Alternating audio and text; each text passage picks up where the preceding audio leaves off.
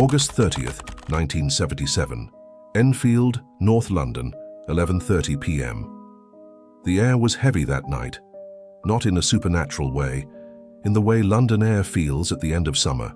Thick, slightly humid, carrying the faint residue of exhaust and brick dust. Inside a modest council house at 284 Green Street, Peggy Hodgson was trying to do something completely ordinary. Put her children to bed. 4 kids, single mother, recently separated, financial strain constant. But what most retellings skip is this. The emotional temperature of that house had already been unstable for months. Divorce in 1970s. Britain carried social weight. Money was tight. Arguments lingered like smoke in confined rooms. Children absorb that tension. They metabolize it in unpredictable ways. The Hodgson home was physically small. Narrow staircase, thin dividing walls, second-floor bedrooms positioned close enough to hear breathing from one room to another. Floorboards that creaked not occasionally, but constantly. Every old British council house has a vocabulary. Pipes knock when pressure changes, wood shifts when humidity drops, radiators expand with metallic clicks, wind pushes through loose window frames. None of that was unusual. Nothing about 284 Green Street was architecturally unique. Nothing about it suggested it would become one of the most investigated paranormal cases in modern history. Until the knocking started. 3 raps. Measured. Distinct. From the bedroom wall. Peggy's first reaction was irritation. Stop messing about. Because that's what rational adults say before fear enters. But the girls, Janet, 11, and Margaret, 13, insisted it wasn't them. Here is a critical psychological moment. Peggy knew her children's lying voices. Parents do. There's hesitation, avoidance, slight amusement leaking through. She didn't hear that. She heard tightness. Fear has a compression to it. The knocking came again. 3 raps, not random. Structured. Peggy asked, half annoyed, half curious. Is that you? Knocking, 2 raps answered. And this is the moment memory hardens, because interactive response transforms noise into agency. The room went silent. Janet began crying first. Margaret followed. They said their beds were shaking, not vibrating gently, shaking. As if something beneath the frame was pushing upward. Adrenaline does something powerful to perception. It narrows it. It intensifies tactile sensation. It slows subjective time. Peggy entered the room. She would later describe seeing a heavy chest of drawers slide across the floor. Not tip, not wobble, slide. She tried to push it back. She claimed she couldn't. That detail is central, because fear can distort sight. But physical resistance, that anchors experience in the body. The next day, the house would move from private fear to public record. Peggy didn't call clergy. She didn't call a psychic. She called the police. That decision matters because it frames her initial belief system. 2 officers arrived shortly after. Midnight. One of them, WPC Carolyn Heaps. They expected misbehaving children. Instead, Heaps later submitted a written statement saying she witnessed a chair move across the floor without visible force. Sliding, several feet, no one touching it. Now pause. Police officers are not immune to misinterpretation, but they are trained to document what they observe. Her statement didn't say ghost. It didn't say demon. It said unexplained movement, and the word unexplained would define this entire case. Not haunted, not possessed, unexplained, which means insufficient data. Within days, neighbors were discussing it. Shared walls amplify imagination.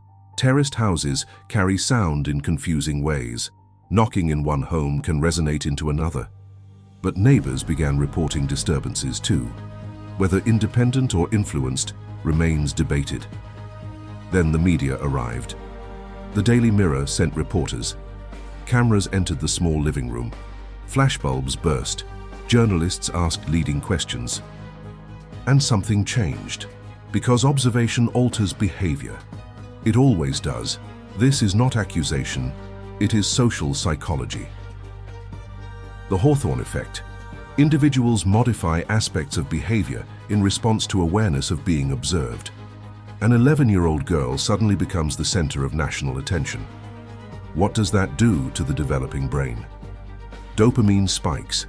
Fear mixes with validation. Chaos becomes meaning. The Society for Psychical Research heard about the case. 2 men would become synonymous with Enfield, Maurice Grosse. Guy Lyon Playfair. Grosse had recently lost his daughter in a motorcycle accident. Grief makes people search for pattern, for connection, for continuation beyond death. Critics later argued that his emotional vulnerability may have influenced his interpretation. It's a fair question. Playfair was more measured, journalistic, cautiously open. They installed tape recorders, they slept in the house, they documented systematically, and over 18 months they would collect hundreds of hours of audio.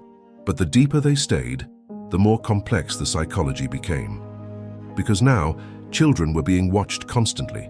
Journalists rotated shifts, neighbors listened through walls, researchers asked questions at 2 a.m., stress compounds under surveillance, and then came the first fracture. Janet was caught bending spoons, throwing small objects, admitted to faking certain phenomena. For skeptics, this was decisive, case closed. But investigators argued something nuanced. Fraud in parts does not automatically invalidate the entirety. That's uncomfortable, because humans prefer clean conclusions, hoax or haunting, black or white. But Enfield was grey, and grey sustains debate. Fraud in parts does not automatically invalidate the entirety. That statement became the dividing line. Because once deception enters a case, trust fractures, and without trust, every sound becomes suspect. But here is what complicates Enfield. The phenomena did not stop. After Janet was caught staging minor incidents, it escalated. By mid-September 1977, knocking had become almost secondary. A new phenomenon emerged: the voice. It began subtly. Whispers, low muttering, then fully formed sentences. A harsh, gravelly tone that did not resemble Janet's natural speech.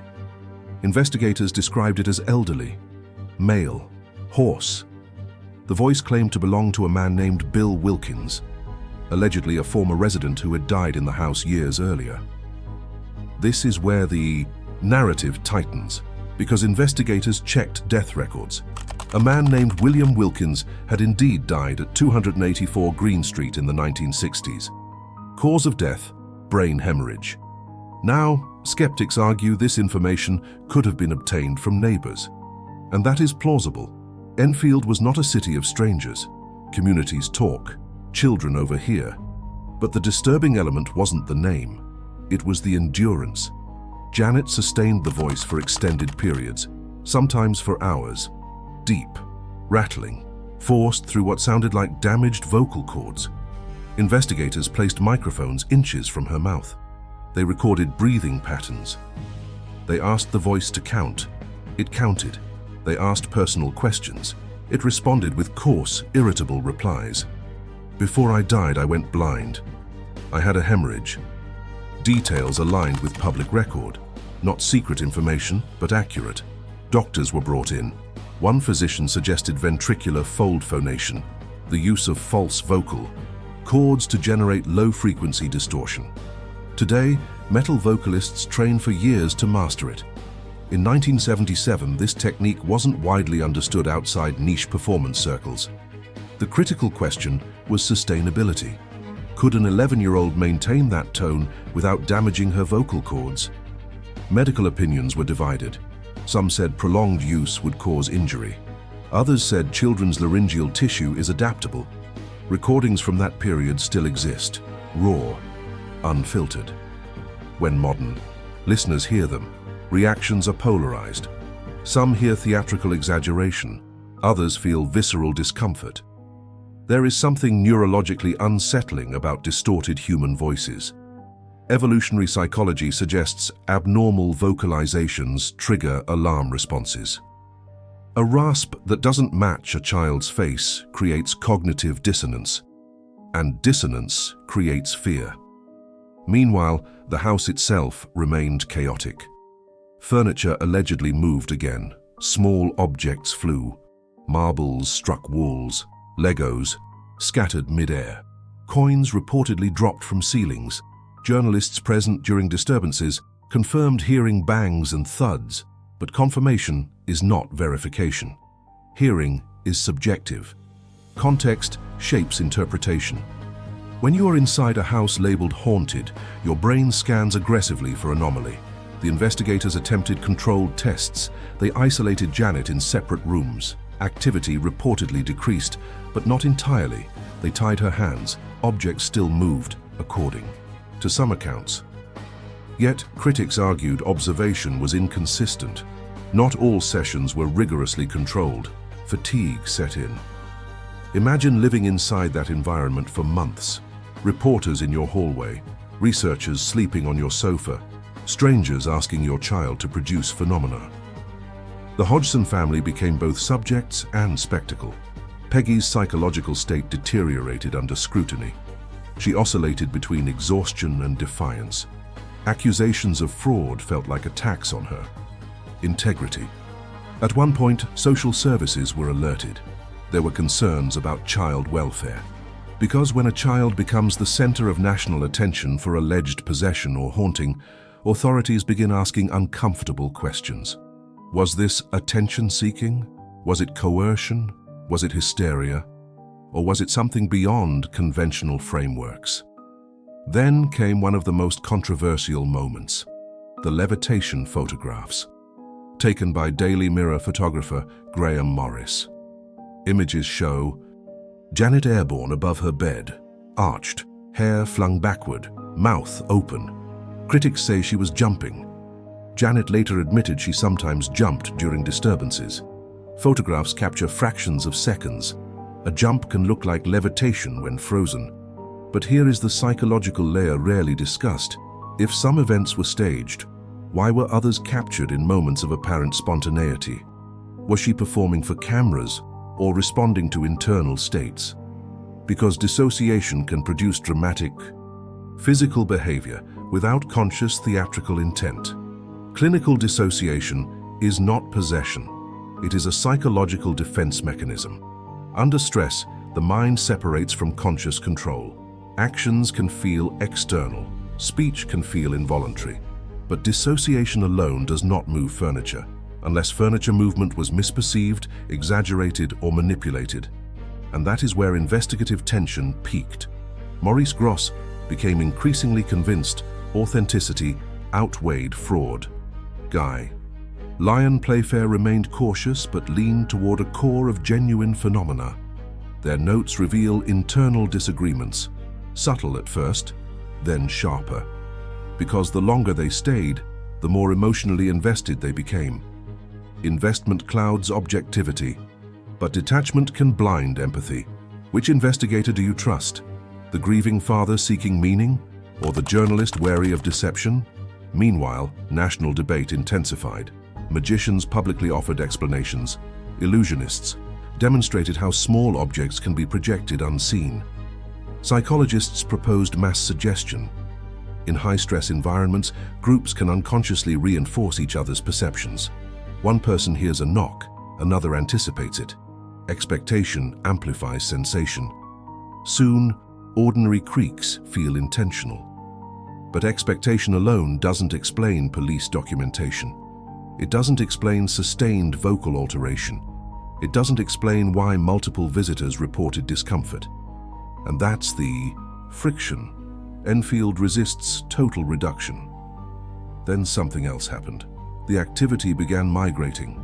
Disturbances were reported in different rooms, not constant, intermittent, like a pattern trying to maintain attention. And that detail, intermittent escalation, is consistent with historical poltergeist literature. Sudden onset, peak chaos, gradual decline. Often centered around an adolescent individual experiencing emotional turbulence. Janet was entering puberty. Hormonal shifts alter mood regulation. Emotional volatility increases. Combined with family instability and intense observation, the environment was combustible. Then came the most disturbing episodes. Claims that Janet was pulled from bed. Claims she was struck by unseen force. Bruises reportedly appeared. But documentation here is weaker. Less photographic evidence, more testimonial, which widens interpretive gaps, and gaps invite belief systems to fill them. Some clergy visited. No formal exorcism occurred. Contrary to cinematic portrayals, there was no dramatic ritual, no priest shouting Latin in candlelight. That part came later, in fiction.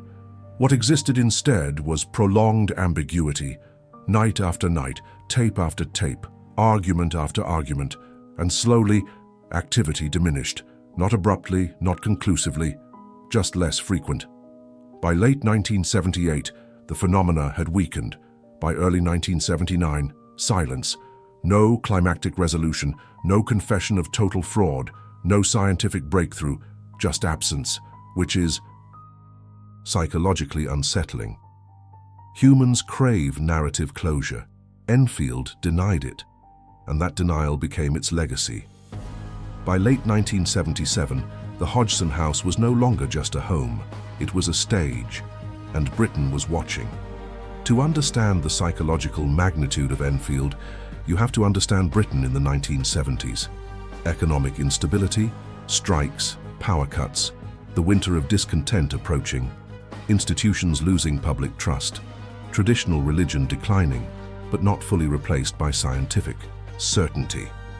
It was an era suspended between skepticism and superstition. Television was dominant. Newspapers shaped narrative. There was no internet, no immediate debunk threads. Public opinion formed through headlines and televised interviews. And the Enfield Poltergeist fit perfectly into that cultural tension. A working-class single mother, a modest council house, an 11-year-old girl at the center of chaos. It wasn't gothic horror in a castle. It was domestic horror, which made it more disturbing, because it suggested this could happen anywhere. The Daily Mirror ran front-page coverage. Other tabloids followed, some skeptical, some sensational. The language escalated quickly. Haunted house, ghost girl, demon voice. Language shapes perception. Once labels are applied, neutral observation becomes nearly impossible. Journalists began camping outside. Neighbors were interviewed repeatedly. Children on the street were asked what they heard at night. Speculation turned communal. And something subtle but powerful happened. The Hodgson family's identity fused with the phenomenon. They were no longer just Peggy and her children.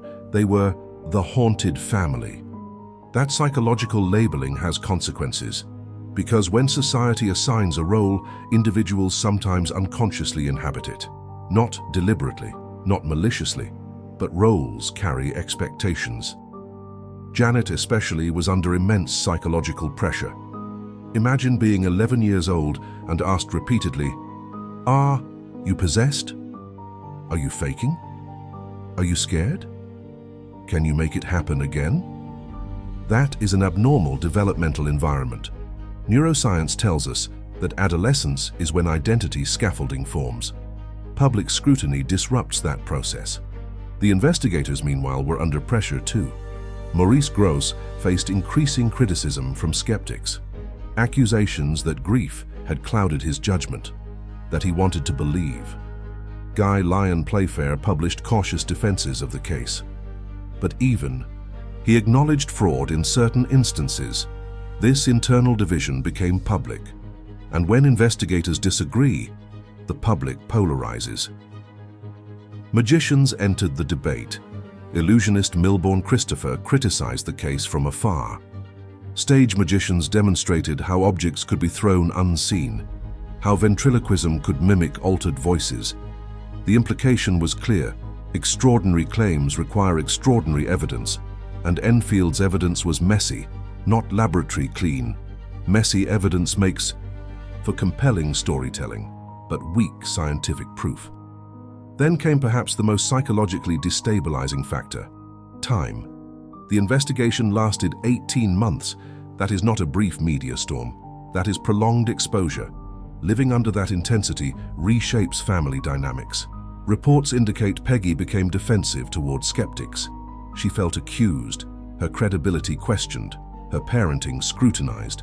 Financially, the family did not profit significantly, which complicates pure hoax theory. Because prolonged fraud typically seeks reward, but the Hodgsons gained more stress than benefit. At times, Peggy reportedly wanted it to stop. The children missed school frequently, routine collapsed, normalcy disintegrated. And here's a detail often overlooked. Poltergeist cases historically cluster around adolescent individuals, but they also cluster in unstable domestic environments. Divorce, financial hardship, emotional volatility. That doesn't prove causation, but it establishes correlation. Some psychologists proposed that Janet may have unconsciously initiated minor disturbances for attention, and that adult validation reinforced continuation. Attention is a powerful neurochemical reward. Dopamine does not distinguish between positive and negative reinforcement. Being the center of national focus is intoxicating, especially for a child. But again, that explains exaggeration. It does not easily explain external witnesses, police officers, journalists, researchers, unless we consider social contagion. Group psychology is complex. In emotionally charged settings, ambiguous stimuli can be collectively interpreted in dramatic ways. A faint creak becomes a bang. A shadow becomes motion. Expectation heightens sensory scanning. And once one person reacts, others align. It's not deliberate, it's human. Yet Enfield resists total psychological reduction, because some witnesses maintained decades later that they experienced events they could not explain. Even skeptics admitted something unusual was occurring, even if they attributed it to human origin. And then there is the voice. Skeptics insisted it was ventriloquism. Janet reportedly demonstrated she could produce the voice while her lips barely moved. But ventriloquism at that level requires training. Did she train secretly? Unlikely. Did she discover vocal distortion spontaneously? Possible.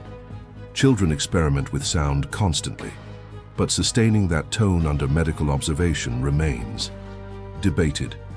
The SPR investigators conducted rudimentary tests, holding water in her mouth, covering her lips. The voice reportedly continued.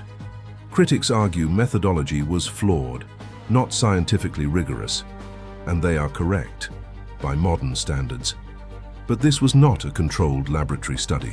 It was a reactive investigation unfolding in real time, and real time is chaotic.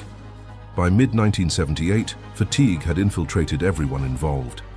The family was exhausted. Investigators were strained. Journalists were losing interest as novelty faded, and something telling happened. As media presence decreased, so did reported activity. Skeptics point to this as decisive. Attention-fueled phenomena. Remove attention, remove incentive. But believers counter, if it were purely attention-driven, why continue when scrutiny turned hostile?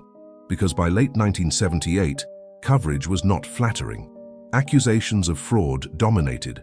Social services scrutiny intensified. That is not rewarding attention.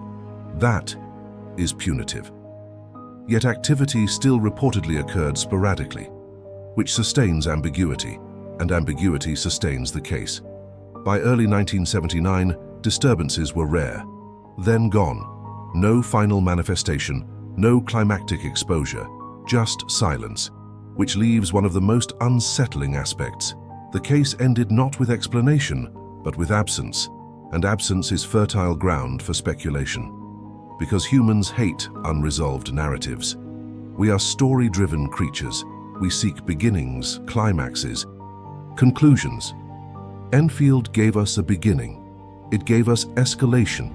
It refused to give us resolution. And that refusal is why, nearly 5 decades later, we are still discussing it. If you strip away the headlines, if you mute the recordings, if you remove the photographs, what remains at the center of Enfield is not a ghost. It's an 11-year-old girl, and that is where the most uncomfortable questions begin. Janet Hodgson was not a horror character. She was a working-class child in 1970s North London, navigating divorce, financial instability, media invasion, and national scrutiny. To understand Enfield psychologically, we have to understand what chronic stress does to a developing brain. When a child experiences prolonged instability, parental separation, emotional unpredictability, lack of security, the nervous system adapts. The amygdala becomes hyper-alert. The stress hormone cortisol rises more easily. Fight or flight responses activate faster. Under those conditions, perception changes. Memory encoding shifts. Emotional regulation weakens. Now add another variable: sudden attention. Strangers in your home, reporters asking you to recreate events, investigators asking you to call the spirit. Every time phenomena occurred, adults leaned in closer. Microphones inches from her face, eyes watching, waiting. That environment can create a feedback loop. Behavior produces attention. Attention reinforces behavior. Reinforcement strengthens repetition. But here's the nuance. Reinforcement does not require conscious manipulation. A child doesn't have to think, "I will fake this."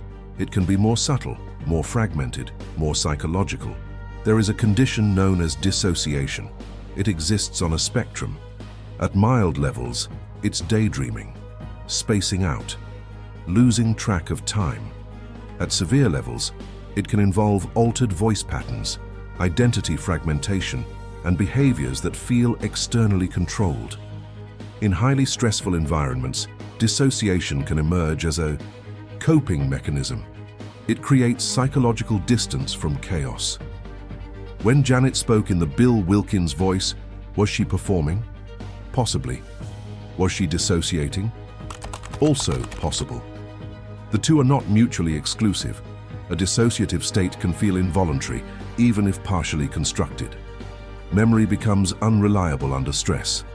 When people recount traumatic or high adrenaline events, their narratives solidify quickly.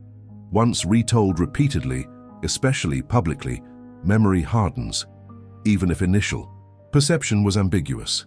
Peggy's account of the sliding chest of drawers became foundational. But human memory is reconstructive, not reproductive. We rebuild memories each time we recall them, and media repetition reinforces specific details. By the 10th retelling, memory feels like fact, but it has evolved. This does not mean Peggy lied, it means she was human. Now consider the investigators. Maurice Grosse had lost his daughter only 2 years earlier. Grief changes cognitive filters. It heightens sensitivity to continuity beyond death.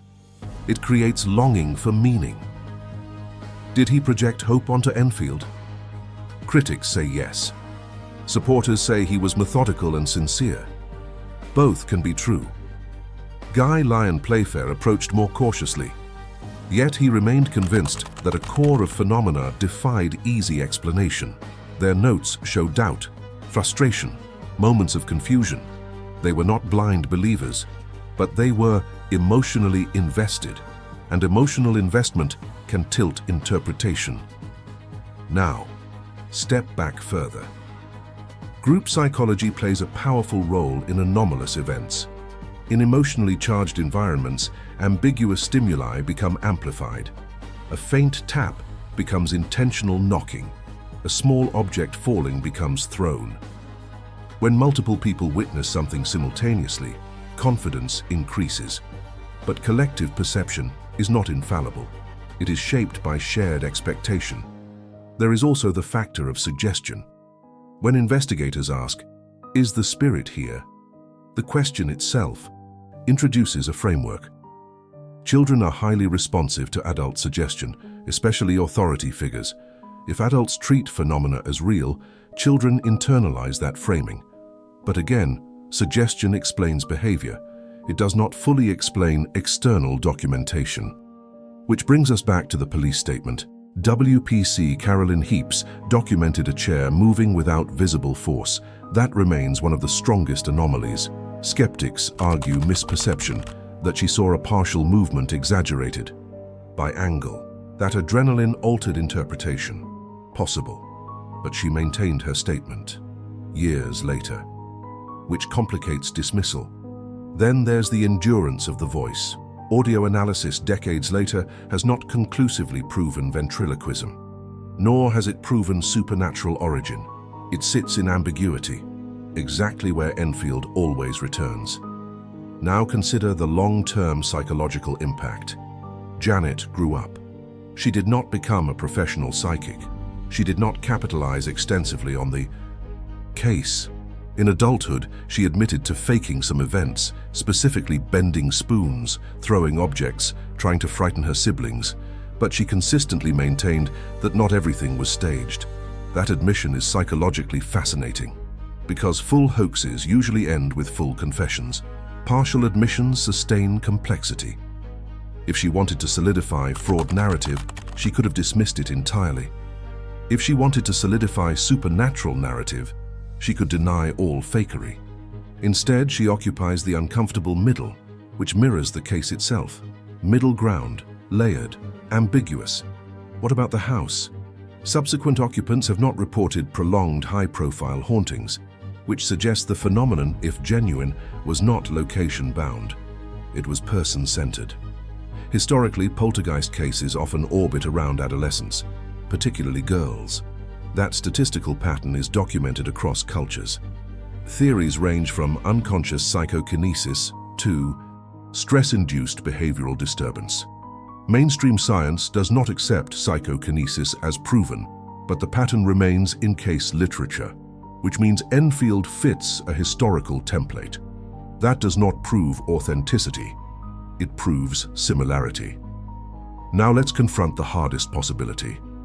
What if Enfield was a complex mixture of environmental noise, childhood mischief, stress-induced dissociation, media amplification, group suggestion, and isolated, unexplained incidents? Not a single explanation, but a convergence. That would make it less cinematic, but more human, and perhaps more disturbing, because it suggests that under the right conditions, ordinary families can become epicenters of extraordinary narratives, not through demons, but through pressure, through attention, through fragile perception, and through the deep human need to make sense of chaos. By early 1979, the disturbances stopped. No ritual ended it. No priest banished it. No investigator solved it. It simply faded, which is consistent with many stress-linked phenomena. Remove intensity, remove attention, remove developmental turbulence, and symptoms dissipate. But the narrative remained. Books were written, documentaries produced, and decades later, filmmakers would transform Enfield into something larger than life. But what happened inside that house was smaller, messier, more psychologically tangled, and that's what makes it powerful. Because it resists mythology. It refuses to become clean. It remains unresolved, and unresolved stories are neurologically addictive. Our brains crave pattern completion. Enfield denies completion, and that denial keeps it alive. By 1979, the house was quiet. But silence does not end a story, it preserves it. For several years, Enfield drifted in and out of public memory. It remained a topic in paranormal circles, debated in psychical research journals, occasionally referenced in late-night radio discussions. But something important happened in the 1980s and 1990s. The case transitioned from investigation to mythology. Books were published. Television specials revisited the tapes. Documentary crews returned to 284 Green Street. And with each retelling, something subtle shifted. The uncertainty began to shrink. And certainty, on both sides, began to grow. Believers solidified the narrative, one of the most well-documented poltergeist cases in history. Skeptics solidified theirs, a textbook example of attention-seeking behavior amplified by media incompetence. The middle ground, the messy, psychologically complex gray, became less comfortable to defend. But the gray is where Enfield lives. Then, decades later, Hollywood entered. In 2016, The Conjuring 2 dramatized the case, introducing Ed and Lorraine Warren into the narrative. In reality, the Warrens' involvement in Enfield was brief and peripheral, but cinema does not prioritize nuance. Cinema prioritizes tension, demons, climactic exorcisms, clear villains, clear heroes. The film reframed Enfield into a supernatural battle, visually powerful, emotionally effective, historically compressed. And with that film, the case was reintroduced to a global audience, many of whom would never read the original reports. This is where cultural memory diverges from historical record. The cinematic Enfield is a haunting. The documented Enfield is an investigation, and the psychological Enfield is something else entirely. It is a case study in stress, adolescence, media, amplification, group perception, ambiguity. Now let's confront the final confrontation: skeptics versus believers. Skeptics argue Janet admitted to faking incidents. Photographs show jumping, not levitation. Voice can be explained through vocal manipulation. Activity declined when attention declined. No conclusive physical evidence remains. Believers argue police documented unexplained movement. Multiple independent witnesses reported phenomena. Voice endurance was abnormal for a EE child. Not all incidents were caught as fraud. Case consistency over 18 months exceeds simple prank theory. Both positions have merit, which means neither fully wins. And when neither wins, ambiguity survives. But here is the deeper layer. The real question may not be, was it a ghost? The real question may be, what happens to perception under sustained emotional and social pressure? Enfield demonstrates something profound about human cognition. When an event is ambiguous, interpretation fills the vacuum. And interpretation is shaped by belief systems, cultural context, emotional state, authority influence, social reinforcement. You can place 10 rational observers in the same room and they may leave with 10 different conclusions. Not because they are foolish, but because perception is not objective recording. It is filtered construction. Now imagine being a child inside that storm. Imagine your parents separating, your home unstable, reporters outside, investigators asking you to call the spirit, adults debating whether you are possessed, gifted, or fraudulent, your identity forming under public scrutiny. The neurological pressure of that environment is immense. Could some phenomena have been fabricated? Yes, almost certainly. Janet admitted as much. Could some phenomena have been misinterpreted? Absolutely. Human perception is flawed. Could some phenomena remain unexplained? Also yes. Because unexplained does not mean supernatural. It means insufficient. Clarity. And here is perhaps the most unsettling possibility. Enfield may not be extraordinary because of what moved. It may be extraordinary because of how people reacted, how quickly uncertainty became narrative, how rapidly narrative became identity, how fiercely identity became defended. It reveals something about us, our need for meaning, our intolerance for ambiguity, our discomfort with not knowing. Nearly 5 decades later, Janet Hodgson, now Janet Winter, has maintained a quiet life. In interviews, she has shown emotion when discussing the case. Not theatrical, not promotional, just reflective. She insists that while she faked some events, something else was happening too. Is that cognitive dissonance? Is it sincerity? Is it memory distortion? Perhaps all three. Maurice Grosse died believing Enfield contained genuine paranormal phenomena. Guy Lyon Playfair defended the core case until his death, though always acknowledging fraud in parts. Skeptical investigators remain firm in their dismissal. No consensus has emerged, and that lack of consensus is the true legacy. Because most hoaxes collapse completely, most genuine natural explanations eventually dominate. Enfield lingers, not proven, not disproven, suspended. The house at 284 Green Street still stands. Ordinary, brick, windows, nothing visibly haunted, which may be the most important detail. There is no physical scar, no architectural anomaly, just a history layered onto walls.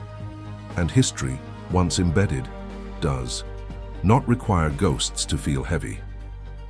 So what really happened? Here are the only intellectually honest conclusions. Some events were deliberately staged. Some events were likely misinterpreted. Some experiences remain insufficiently explained.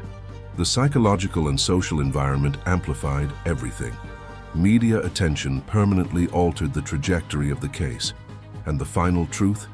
It may never be singular, because Enfield was not a laboratory experiment. It was a family under pressure. Nation watching. Investigators divided, and a child at the center of it all.